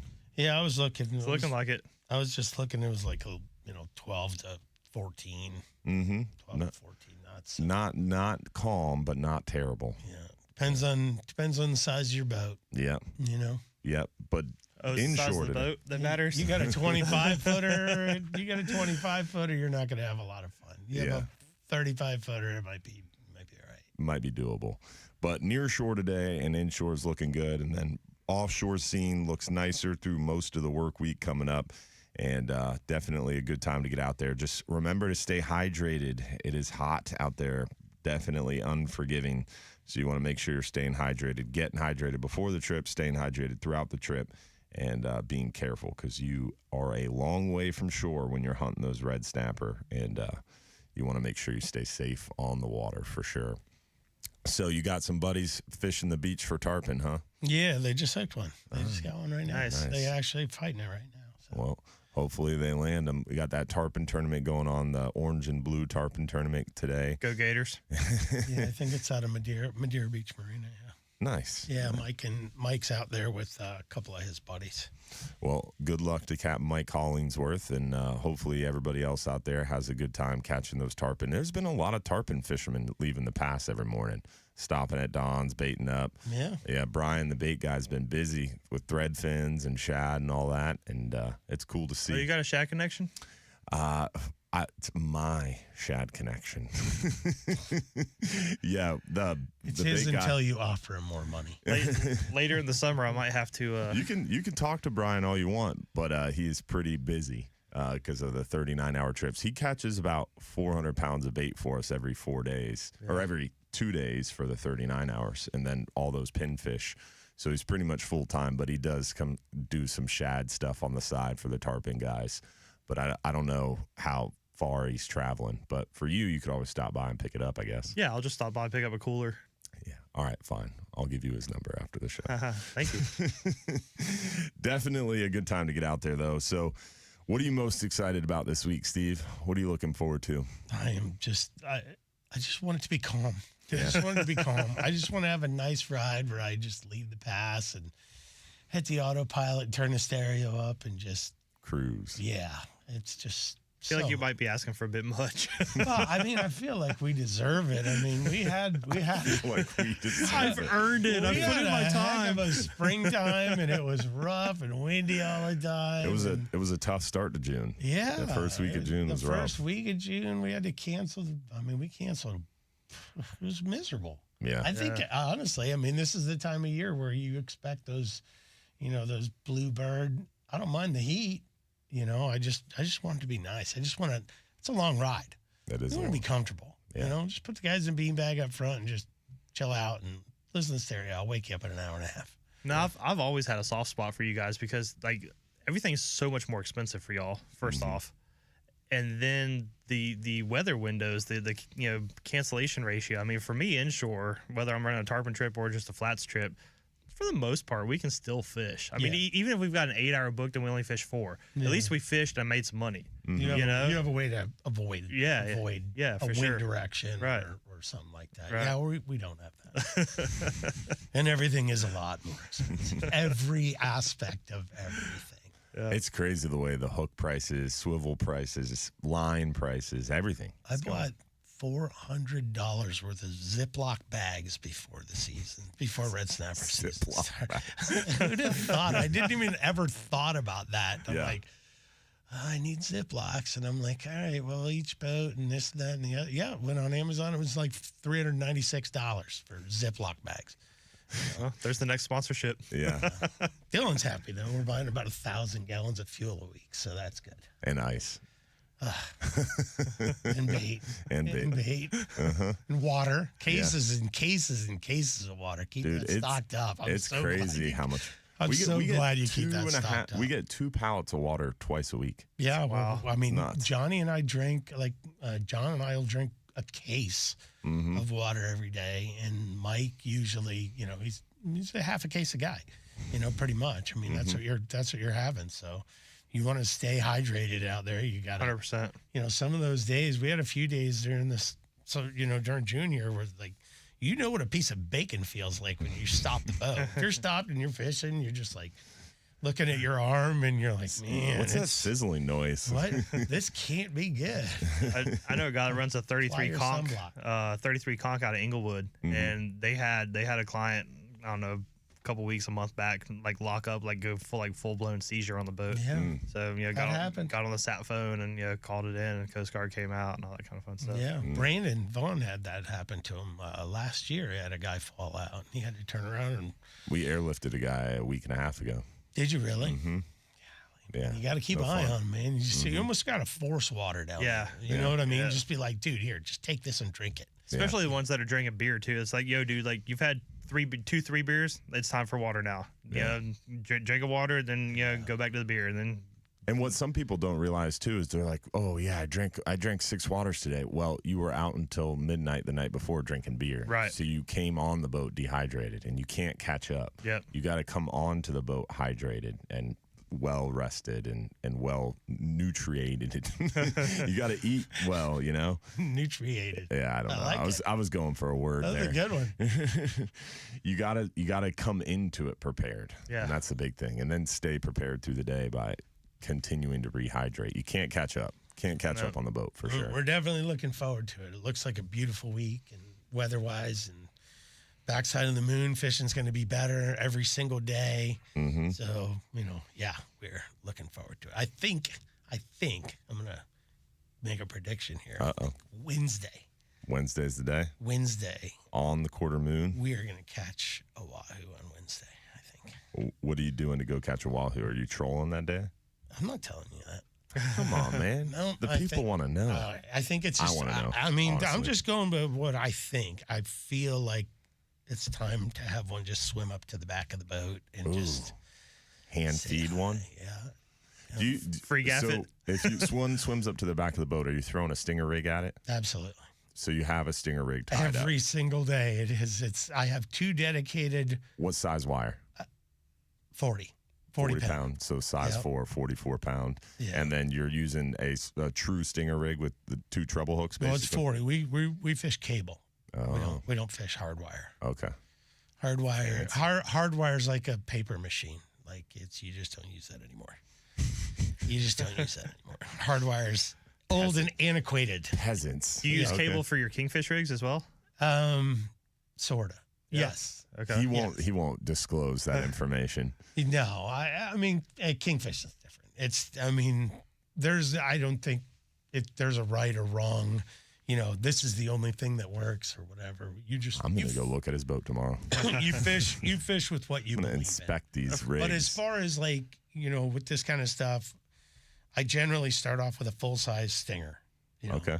With maybe 1.5 2 foot tag, and then just your regular 4/0 and your treble. Yeah, that's the thing is if a wahoo swims up, you don't want to throw a spinning reel at it. You want to throw a 4/0 at it. Oh no, we gonna throw smoke spinners. you. No, we throw spinners. What size spinner? 10,000. Oh, yeah, okay. 10,000 with so 50 basically pound. a 4/0. And I run that Max Quattro braid on it, the Power Pro, which is a super lot thin. thinner. Yeah. Mm-hmm. So I have 460 yards on that reel. If that fish gets that far out, I might as well just throw the rod in the water because he ain't going that far.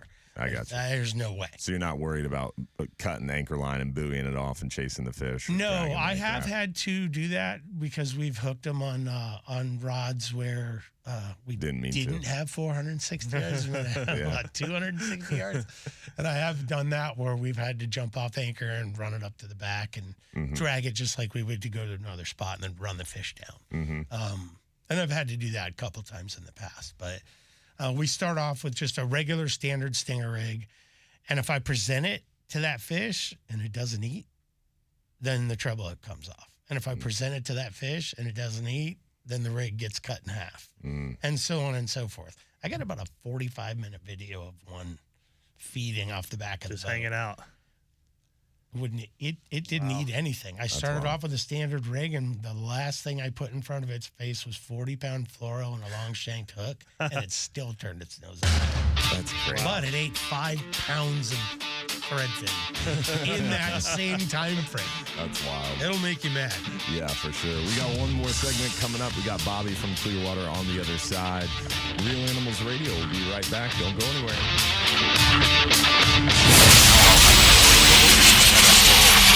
0 for 5. I should tell them. I should see if they want to come to the beach real quick and pick up Bobby. Yeah, pick up Bobby real quick and see. Hey, Mike, if you're listening, Bobby will come. I'll bring him down to the beach and you can pick him up. He can kind of show you guys how to catch a tarpon.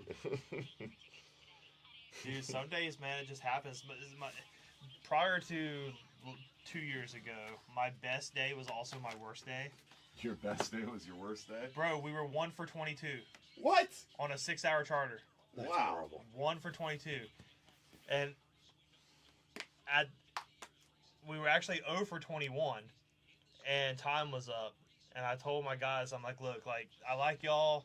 Like, we've just had shitty luck. Like, you know, they got on the bottom, they broke off, another boat cut us off. You know, just they jump off, whatever. Like, nothing was going right for us. And I'm like, we're going to stay out a little bit longer. And so we hooked one and landed it. So we were 1 for 22. So crazy. Some days you just have shitty luck. Nope. That is a just did that thing for so long. I had to drive away from it. I had to start the boat and leave. Wow. For 45 minutes, that thing sat around, and now I'm the only bait left in the water. And she'll turn around again and just keep turning her nose up at it. Like there's nothing else in the water. And she'll just swim up to it and just turn her nose up at it. It's horrible. 40-pound fluoro with a long shank hook. This is the last rig I threw in the water. I'm like, either I'm going to hook it or I'm not. That's like Spanish mackerel fishing at that point. Yeah, I got that thing. That's wow. a beast. Yeah, it was a nice one. Probably 80. Wahoo swims up to the back of the boat. You grab that rig. What bait are you putting on it? Threadfin. Just if they're doing that, if they're in cruise, if they're on cruise control, it's threadfin. Because that fish has been behind the boat for at least 10, 15 minutes. Yeah, you're just now seeing it. Yeah. But that fish has showed up in your chum line and just ate its way right to the back of the boat. Yeah. And now you're just seeing it. So that makes sense. Yeah. Interesting. Yeah. Well, we have a couple different rigs that sit up in the T-top, and generally they don't get used. But when we need them, they're there. One of them's a stinger. The other one's a 7/0 circle, with 40-pound for blackfin, for cobia, tuna, cobia, or a decent sized mahi. And then we got a couple small ones up there with little jigs on them for the I was gonna ask, chickens. like little bucktail jigs or something. Sometimes I've not chicken like the dolphins will always eat something, but sometimes they won't eat dead bait. Yeah, you know what I mean. Yeah. Like if you see a bunch of little mahis and they're swimming around your boat, if they're pooping in the water, like if you see any poop in the water, like they just got done eating. Right. You know what I mean? So then you throw a bunch of chunks in the water, and they won't eat it, but they'll chase a jig, and they'll hit a jig. Huh. That fast moving jig. Yeah, they're just too aggressive. Yeah. It just triggers something. Don't call it a reaction trigger. It's the worst thing I've ever heard. But why? It just doesn't make any sense. I just don't understand. That's the trigger? Reaction. That's the trigger point for you? Reaction bite is definitely a trigger point for me. Noted. Yeah. I probably shouldn't have said that. Do you do any slow pitch jigging? Yeah. I don't do a lot of the slow pitch stuff myself. I take a lot of customers that do it. I do a little bit. Are you stocking the jigs? Oh, we have a shitload. Have you seen the new ones that he's got in the Angler shop? Cove. The imposter jigs? Steve doesn't come to Hubbard's ever. Lives at Don's Dock, but never makes it to the west end of the boardwalk. Gotcha. That's not true. I come there all the time. I usually get kicked out. I usually tell me to leave. You're on the wrong side of town. Get out of here. The slow pitch stuff is cool and all that. You know, when it was first getting popular, I had one of the bigger name companies came out and chartered a boat, but they got outfished by the regular vertical jig fishing. It's definitely easier on you though. Yeah. We're back, Bartow Ford Real Animals Radio, talking fishing this morning with Captain Bobby Woodard of Flyin High Starters and Captain Steve Papen of Fintastic Starters, and myself, Captain Dylan Hubbard from Hubbard's Marina. We got Bobby from Clearwater on the line. What's going on, Bobby? What do you got for us? I got a little tip for you guys. All right. I've been out on your boats a bunch, and what I always take with me are packets of Pedialyte powder. That's a good You idea. can add them to a bottle of water. That's always a good call. Pedialyte, Element. There's so many different flavors out there now, but that powdered electrolyte mix is a great call, Bobby. Yeah. I don't see a lot of people using it, but I always do. Yeah. Especially on the 12-hour extreme trip for snapper. Oh, very good call on that boat. You can get worked pretty hard by a couple big fish out there in that sun. It'll take it out of you quickly, that's for sure. Yeah, I know. All right, guys.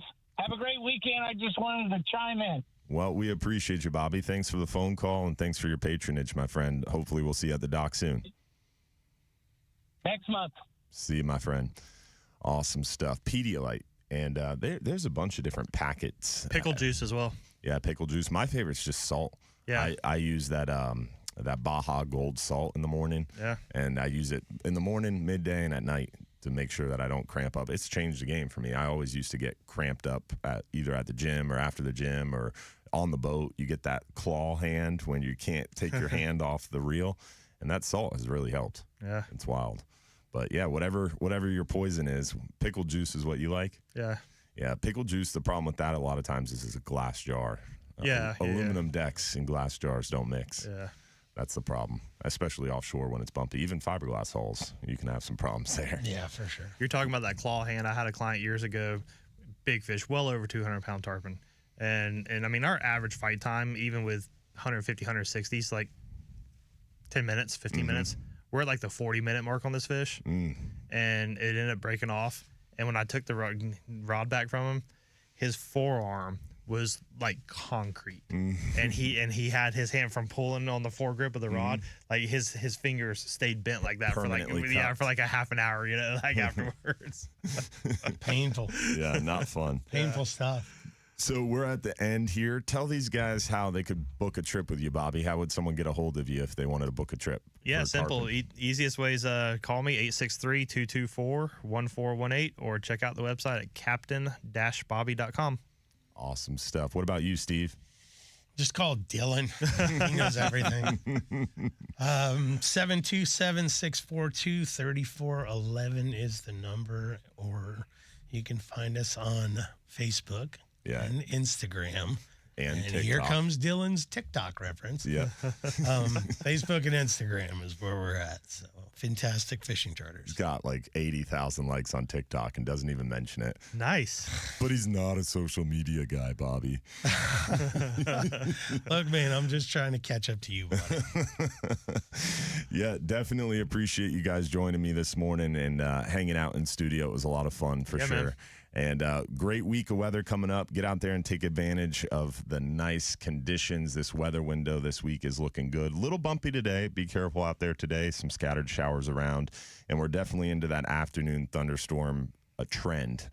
So keep an eye this afternoon. It looks like right now we don't have a big line coming at us this afternoon, but that can definitely change. It is Florida, and we are in those summertime patterns. So keep an eye on the sky and the radar. Remember, this weather update was brought to you by our friends over there at Reese Windows and Doors. They're Florida's leading window and door company with 50 years in business. They offer free installation on most windows and doors, and they install in just 6 weeks. They only use in-house installers, no freelance contractors, and their work comes with a double lifetime warranty, which means you never pay for your warranty. And when you sell your house, that warranty will transfer to the new owner, adding value to your home. Visit reeswindows.com for more information. Don't forget to check out Real Animals Sunday tomorrow from 7 to 9 a.m. on 620 WDAE. Hopefully, we'll see you June 24th at OCC Roadhouse. We're going to be over there at OCC Roadhouse on 49th, just south of Almerton. We're going to be giving away Bull Bay rods, Ingle coolers, Real Animal swag, Hubbard's Marina swag, myself, Captain Mike Anderson, and potentially a guest as well.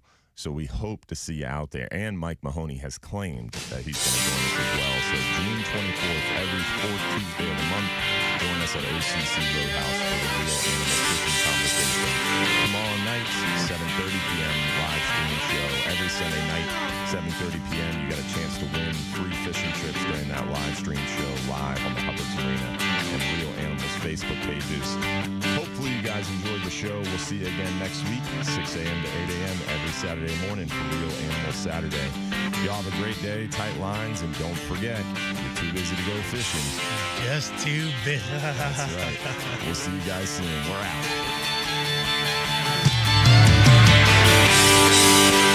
Yeah, that's my Parker. That's a different Parker than I've ever seen. Thanks, guys. We appreciate y'all joining and hanging out today. Thanks for watching on the Real Animal stream. Hopefully, we'll see you next week. Again, tomorrow, 7 to 9 a.m. for Real Animal Sunday, y'all. Thanks for watching. See you guys. Yeah, that's the 25 SE. Radio and podcast. This is News Radio WFLA.